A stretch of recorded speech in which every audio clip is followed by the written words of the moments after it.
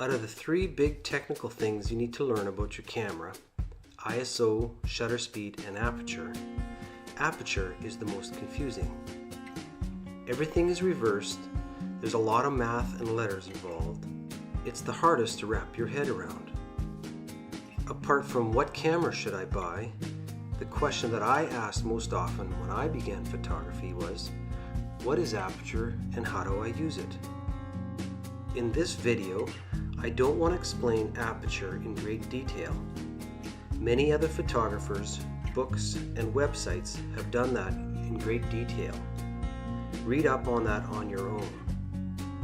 What I would like to do is take what they have taught you and give you 3 little points that will help bring clarity to all the technical mumble jumbo.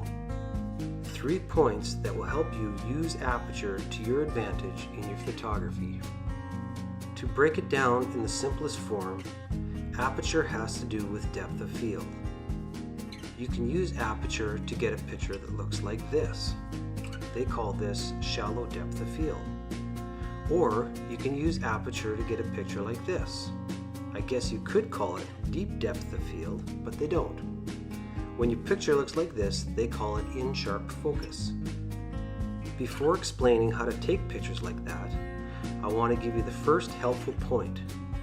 If you're not close to an object, you do not care what aperture setting you're using. You just use it to adjust like shutter speed and ISO to set the exposure of your picture.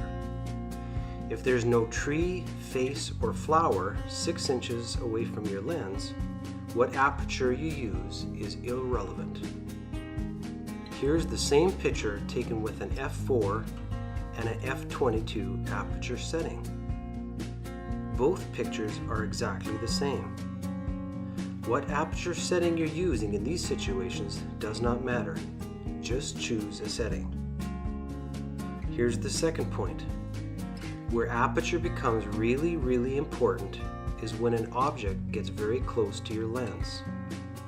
If you want a picture that looks like this, choose an aperture setting of f4. With an aperture setting of f4, what you focus on will give you different results. If you focus what's in your foreground, your picture will look like this. If you focus what's in your background, your picture will look like this.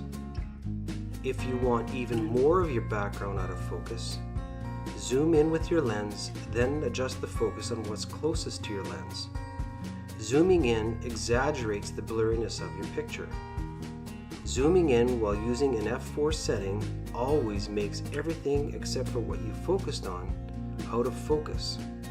This also works with point and shoot cameras, even if they don't allow you to adjust the aperture setting. The last point, if you're close to an object and you want everything in the picture in sharp focus, use an aperture setting of f22. If you focus on what's very close to your lens, your picture will come out looking like this. Everything in sharp focus. I know there's a lot more to aperture, but these 3 points will get you comfortable with using the setting.